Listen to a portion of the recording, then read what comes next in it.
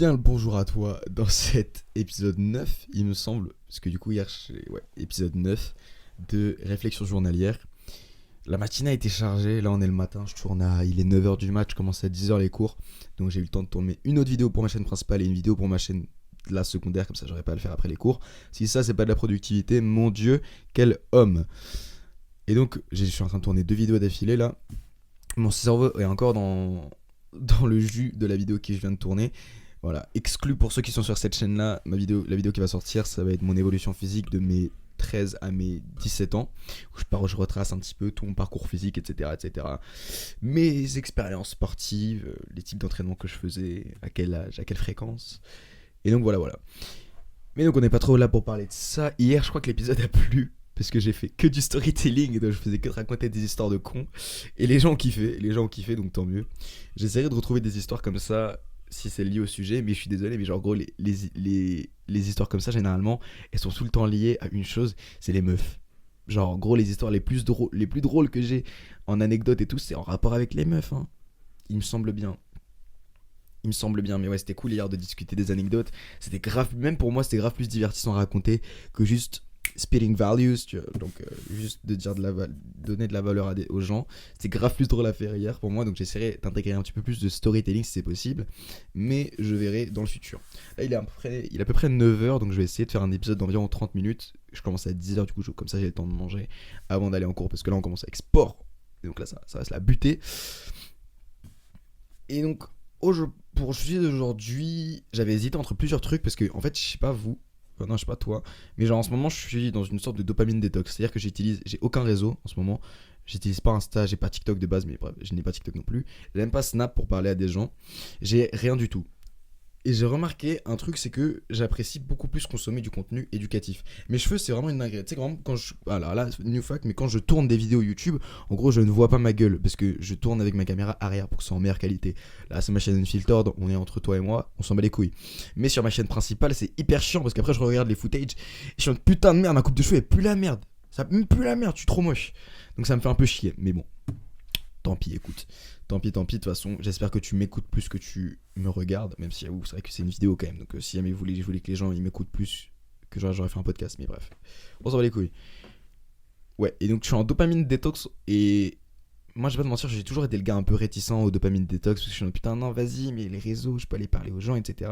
Ça va pas être le sujet de l'épisode hein, d'ailleurs, mais t'inquiète.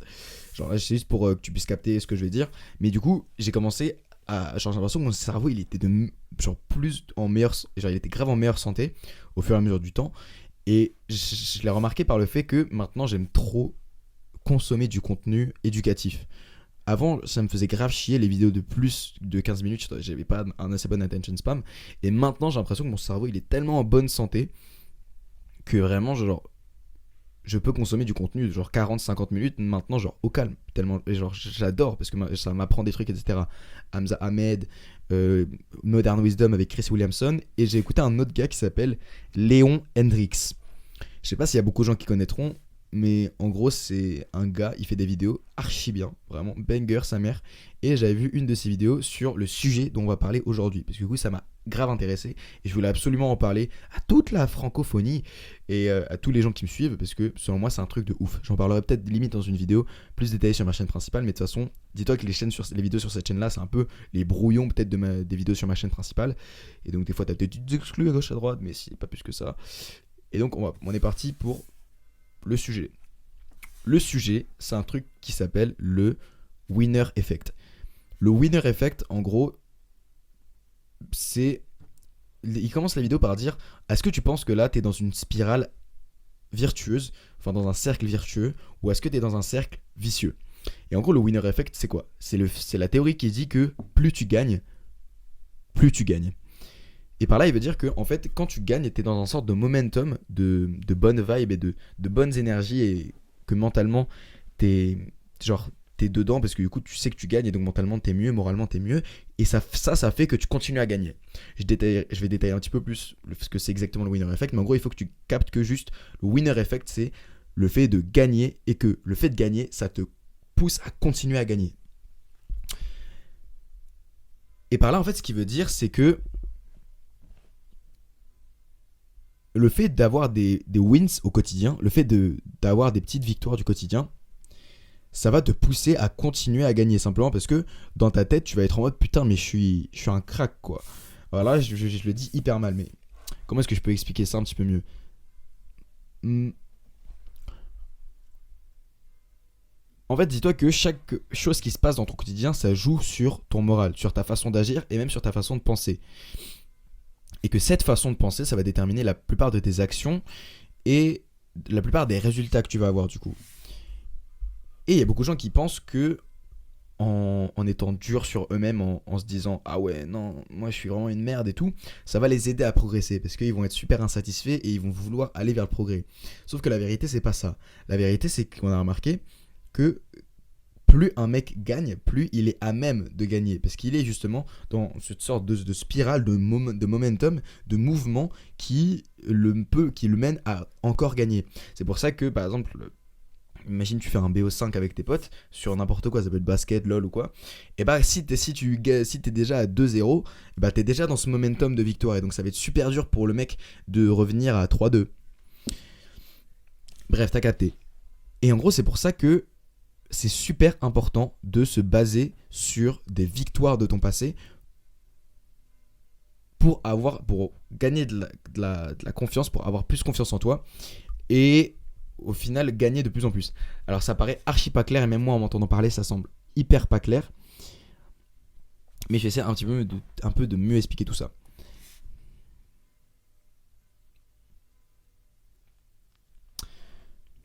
Pour faire un peu plus simple, le winner effect, ils l'ont étudié carrément. Ils ont étudié le winner effect sur des enfants et je vais te ressortir deux études que moi j'ai trouvées folles un peu plus tard. Mais il y a même Andrew Huberman qui en a parlé, il me semble, du winner effect, parce qu'il y a un neuroscientifique pour les gens qui savent pas trop qui c'est. Et on a vu dans une étude, que les enfants, il y avait deux groupes d'enfants en gros, on avait deux groupes d'enfants et il y a un groupe d'enfants. Ah putain, non. Ah merde, attends, désolé, je m'embrouille de ouf. Je vais devoir te dire un truc avant pour que tu captes un petit peu ce que je vais dire.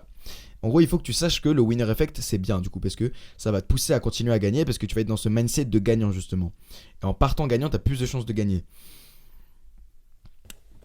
Et en gros, mais le problème avec ce mindset de gagnant, c'est que du coup, tu peux te dire que tu vas un peu te rely sur tes capacités présentes déjà. En mode que tu vas te dire, ouais, non mais en fait, je suis déjà trop fort, j'ai pas besoin de faire d'efforts. Et justement, c'est là que l'étude sur les enfants vienne. On a fait une étude du coup où on avait deux groupes d'enfants et il y a un groupe d'enfants où on les a complimentés uniquement sur leur habilité, sur leur talent, sur leur capacité naturelle. Et leur capacité naturelle, du coup, on leur disait par exemple, waouh, t'es super talentueux, waouh, mais t'es super intelligent, waouh, mais t'es super doué. Tout ce genre d'adjectif qui est en lien avec un peu des capacités innées que t'as dès que tu nais. Et à l'autre groupe d'enfants, on leur a attribué des capacités, enfin des compliments plus liés au fait de travailler, plus liés aux efforts qu'ils faisaient. Par exemple, on disait aux enfants, oh mes frères, t'es bien joué pour tes efforts, bravo pour tes efforts, je suis fier de toi. Bravo pour le dur travail que t'as accompli, bravo pour le chemin que t'as parcouru pour arriver à finir cet exercice, et t'as capté le délire. On les récompensait en tout cas, ou ils tiraient la dopamine qu'ils avaient de compliments d'adultes de leur effort et pas de leur talent naturel. Et du coup, en gros, après avoir complimenté les deux groupes d'enfants, on leur a donné des problèmes plus ou moins durs. Ils pouvaient choisir. Et on a remarqué que les enfants qui étaient complimentés sur leur intelligence, sur le fait qu'ils soient doués, sur le fait qu'ils soient talentueux, ils avaient plus tendance à choisir des exercices plus simples, justement pour confirmer l'aisance que les adultes soupçonnaient. C'est-à-dire qu'en fait, le fait de dire à un enfant qu'il était... Attends, non, je vais te dire après. Et les enfants, justement, qui eux, étaient complimentés sur leur effort et sur le travail qu'ils avaient accompli, ils étaient beaucoup plus...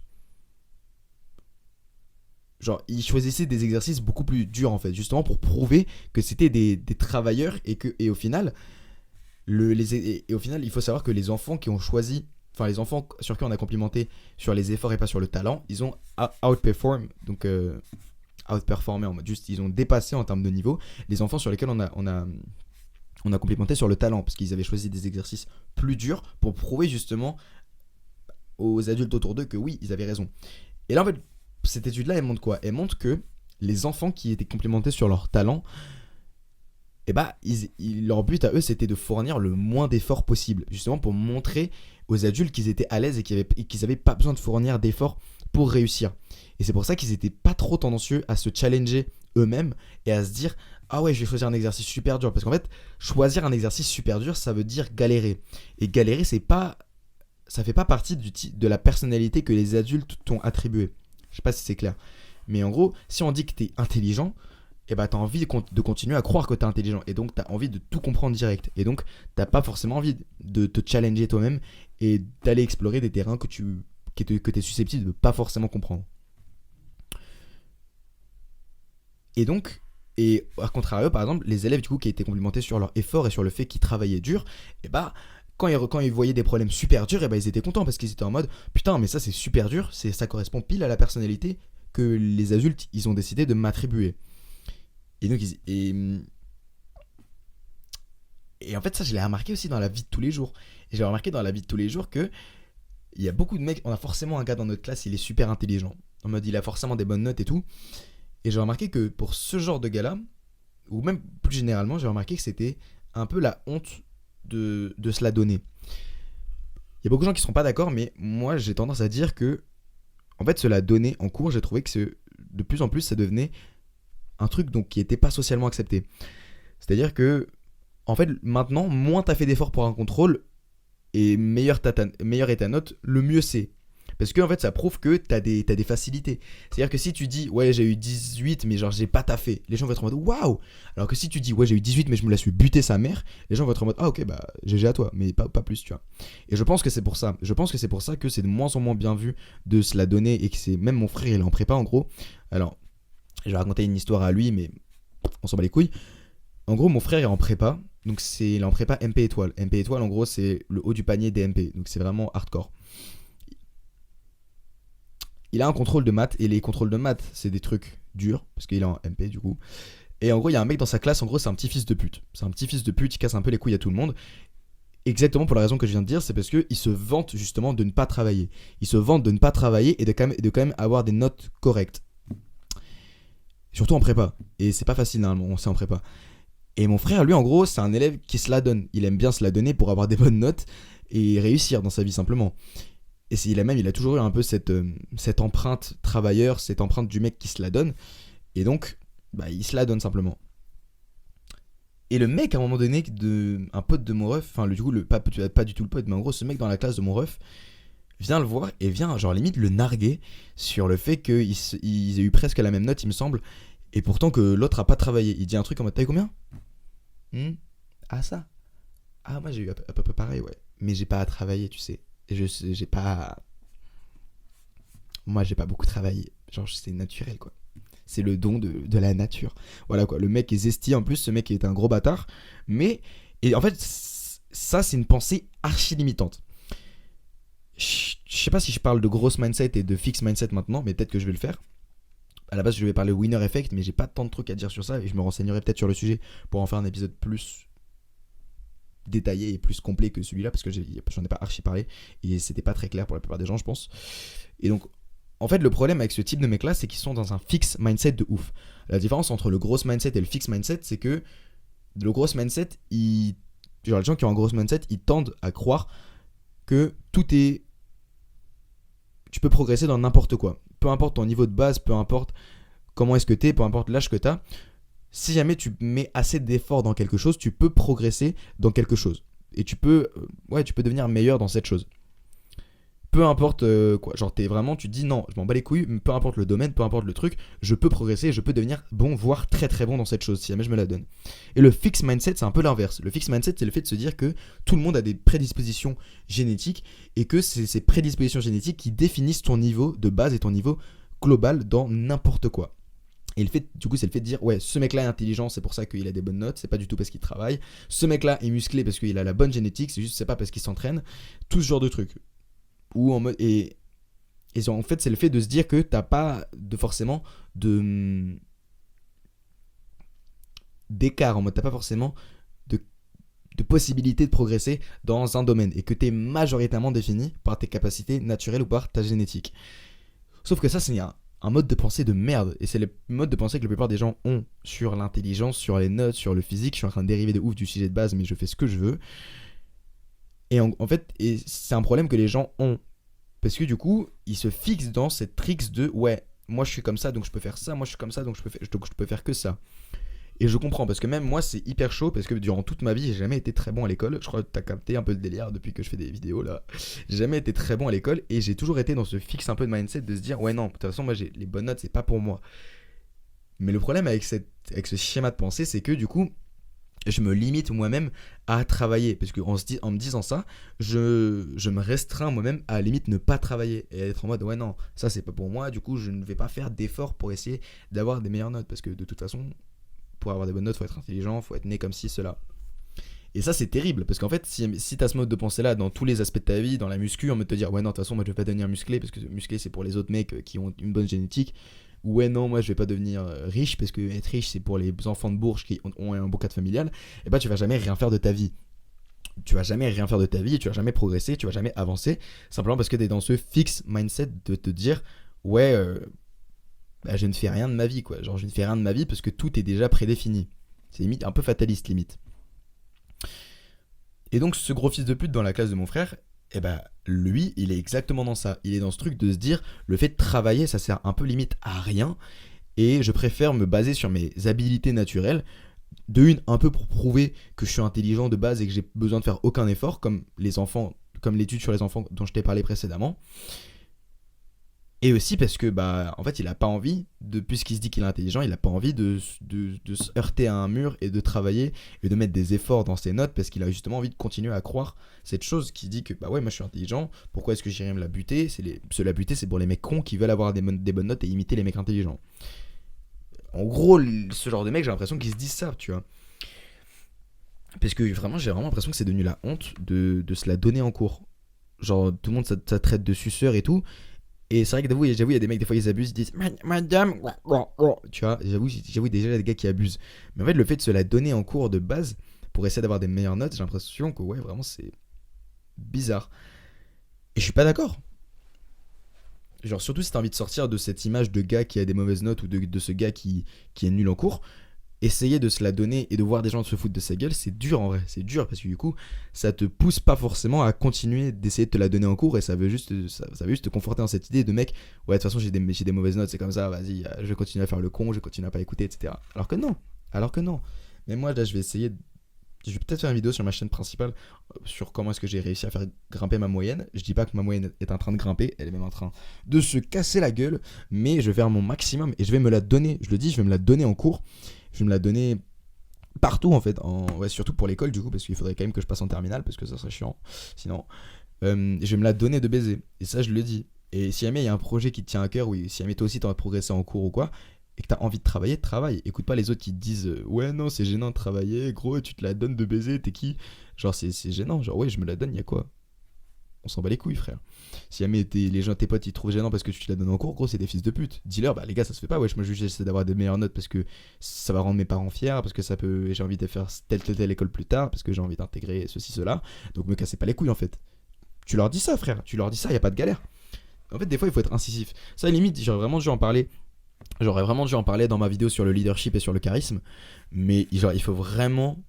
Genre, si je pense que un mec charismatique, globalement, de ce que j'ai observé et de ce que j'essaye de faire aussi dans ma vie, c'est en fait, des fois, il faut être tranché de ouf sur ses idées.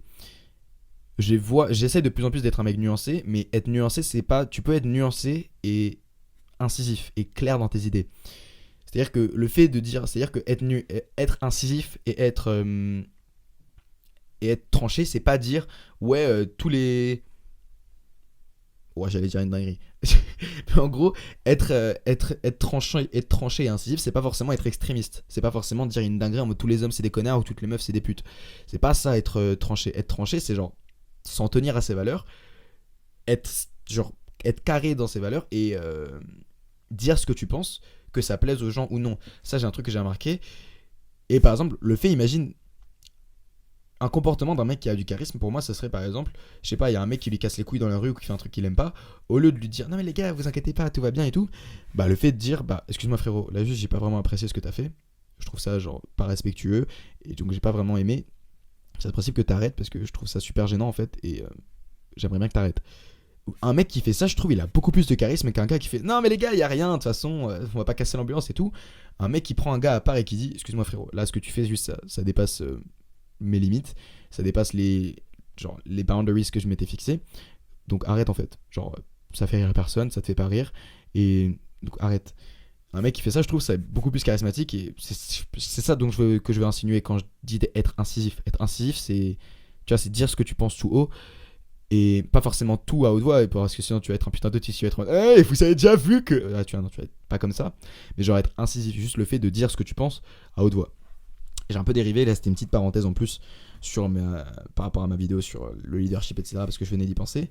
Mais pour en revenir du coup au growth et fixed mindset et au winner effect, c'est hyper important en fait d'avoir d'avoir des petites victoires dans ta vie pour que tu puisses t'appuyer dessus. Et pour que dans ta vie tu puisses te dire ok, j'ai eu cette victoire là dans ma vie, maintenant il faut que je continue sur cette lancée là. C'est cool parce que par exemple pour moi c'est avoir réussi à grossir une communauté d'environ 13 000 abonnés sur ma chaîne principale, avoir réussi à construire un physique assez solide, avoir réussi à pécho des meufs, je sais pas quoi que ce soit, tu vois, avoir réussi à avoir de la tchatch, avoir réussi à faire plein de trucs. Et donc moi grâce à ce que j'ai fait dans le passé, j'ai pas mal de trucs pour backup ma confiance en moi et pour backup, je ferai une vidéo peut-être sur la confiance en soi d'ailleurs, mais le thème code si jamais ça t'intéresse, on change pas une équipe qui gagne. Mais ouais, j'ai pas mal d'événements du coup qui me permettent et de choses qui me permettent de backup ma confiance en moi et mes petites wins du quotidien. Mais il y a des gens qui en ont pas. Et en fait pour ça, le meilleur conseil que Léon Hendrix il avait donné, c'était juste d'essayer en fait vraiment n'importe quoi peut être interprété comme une win. Est-ce que ce matin tu t'es réveillé alors que tu en avais envie? Enfin alors que tu en avais pas envie? Ouais. Première win frérot, t'es un gars discipliné ou quoi? Est-ce que, je sais pas, ce matin t'as pris ta douche froide alors que t'en avais pas envie? Ouais, ça c'est une win. Ça c'est un truc qui prouve que t'as un gars qui est carré et qui tient ses habitudes. Est-ce que en cours t'as réussi à prendre des notes correctement et à écouter ce que le prof il a dit pendant au moins un cours dans la journée? Ouais. T'as un gars qui quand même qui sait assez bien écouter. Et là tu vas te dire que ouais c'est en fait le fait d'être le winner effect c'est être des lulus et de se faire croire des trucs. Dans un certain sens, oui, mais non. Parce que, en fait, le but avec ça, c'est juste de se mettre dans un bon mindset et de se mettre dans un mindset de gars qui est sur le point de gagner. Genre, c'est-à-dire que. Il y a un truc. Mr. V, je crois que c'était Mr. V, il avait dit ça à un moment, mais il avait dit dans sa vidéo sur le GP Explorer, ouais, la première place, elle est à moi. Et après, il avait dit, bah, bien sûr que non, je sais que la première place, c'est pas à moi, mais c'est du conditionnement. Et est-ce que t'as déjà entendu genre un coureur de Formule 1 dire cette année la 36e place elle est pour moi? Non. Putain, j'ai niqué mon micro, ma vanne est niquée. Mais en gros, bah j'ai tout cassé. Mais en fait le truc c'est de se dire, c'est vrai qu'il n'y a aucun mec de Formule 1 ou aucun gars successful qui va dire la 36e place elle est pour moi cette année.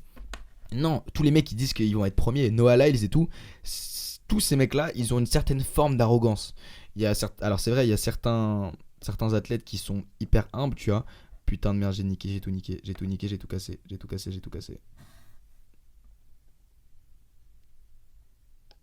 C'est bon. Il y a certains athlètes qui ont une certaine forme d'humilité. Il faut avoir une certaine forme d'humilité et pour continuer à progresser et s'ouvrir à se dire ouais, je connais pas forcément tout. Mais ils ont aussi tous une certaine forme d'arrogance de se dire ouais, je suis un gagnant. Je sais que je peux gagner, je sais que dans mon ADN, je gagne et point barre en fait. Et Michael Phelps, Noah Lyles, Usain Bolt, plein de mecs qui sont Mohamed Ali par excellence, Floyd Mayweather, tu vois, tous ces gars-là, ils avaient une certaine forme d'arrogance qui leur permettait de crier sur tous les toits qu'ils allaient gagner et de se conditionner à gagner. Simplement parce qu'ils sont dans une sorte de spirale où juste ils gagnent. Et donc que chaque victoire précédente confirme celle d'avant et que chaque victoire d'avant, du coup, va confirmer celle qui va arriver. Et c'est pour ça que c'est super important d'avoir des early wins, en mode vraiment des victoires rapides, des petits trucs quotidiens. C'est pour ça que moi je conseille aux gens de commencer par des mini trucs du quotidien où ils sont sûrs de gagner. Comme ça ils auront ça comme appui pour baser leur confiance en eux et leurs early wins. Il y a une étude de ouf, il me reste 6 minutes, je vais essayer de faire vite. il y a une étude de ouf qui a été faite sur les footballeurs professionnels. Et ils ont tous, et dans l'étude, on remarque que la plupart des joueurs professionnels de football, soccer, hein, pas football américain, la plupart des joueurs de football, de foot, sont tous nés en janvier. Bizarre, what the fuck, frère. Pourquoi, c'est quoi le rapport entre le mois dans lequel t'es né et si t'es successful dans ton sport ou pas?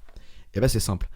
Quand t'es né en janvier, t'es né en début d'année de tous les autres mecs. Et donc t'es plus vieux que tous les autres gars dans ta promo généralement.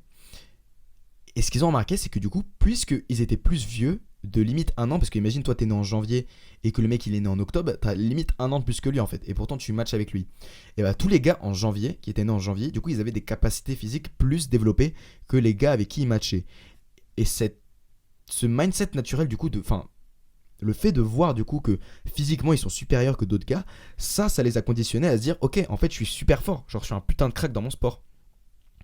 Et ça du coup ça les a genre conditionnés à continuer dans ce sport parce qu'en fait dès le début ils avaient déjà un unfair advantage sur tout le monde parce qu'ils étaient littéralement plus vieux et du coup ça les a conditionnés à gagner parce que du coup ils étaient ils étaient plus athlétiques, plus grands, plus explosifs, plus forts.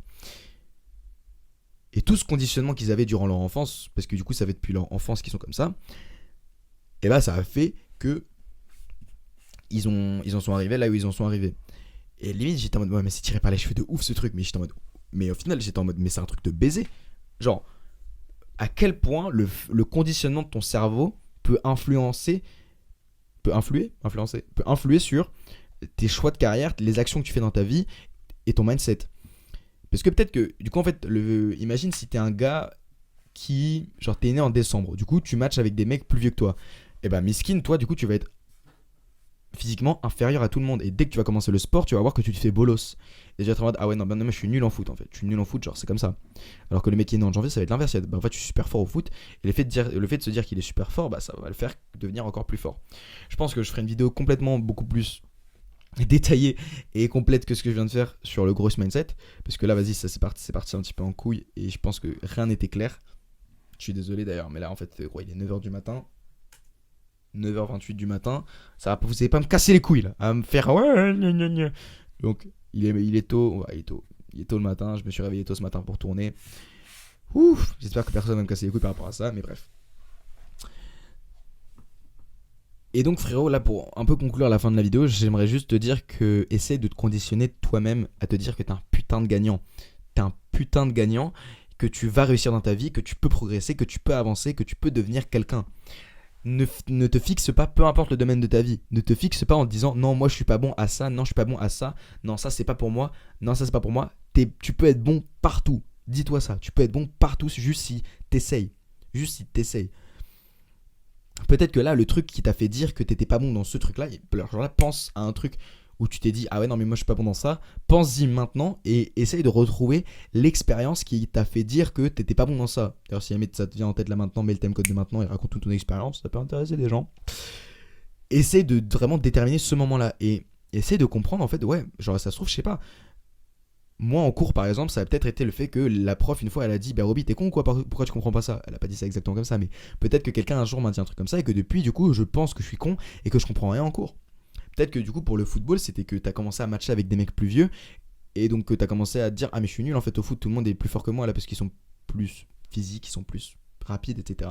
Peut-être que c'est ça l'événement qui t'a fait dire que t'étais nul au foot. Il y a forcément un truc dans ta vie qui t'a fait dire que t'étais nul dans quelque chose. Essaye de localiser ce truc et de l'oublier. T'es quelqu'un ma gueule, t'es quelqu'un, tu peux faire des grandes choses, tu peux faire des trucs. Donc mets-toi dans ce putain de mindset de winner pour enclencher cette spirale virtueuse et ce cercle vertueux de victoire. Parce que là si jamais t'es dans un cercle vicieux de défaite, tu vas te dire chaque défaite va confirmer celle d'avant. Et chaque défaite, à chaque fois que tu vas perdre, tu vas dire bah voilà, je l'ai dit ou pas. Avant, j'avais dit que j'étais nul, là je suis nul encore plus.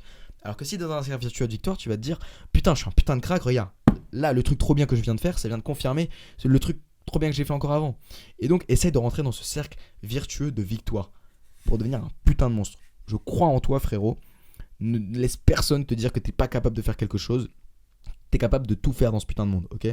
Alors, faut que tu te la butes maintenant. Tant que tu mets l'effort pour moi, t'es capable de tout faire.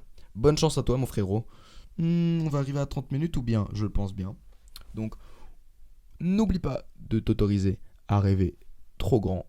Et cette fois-ci, je le pense pour de vrai. N'oublie pas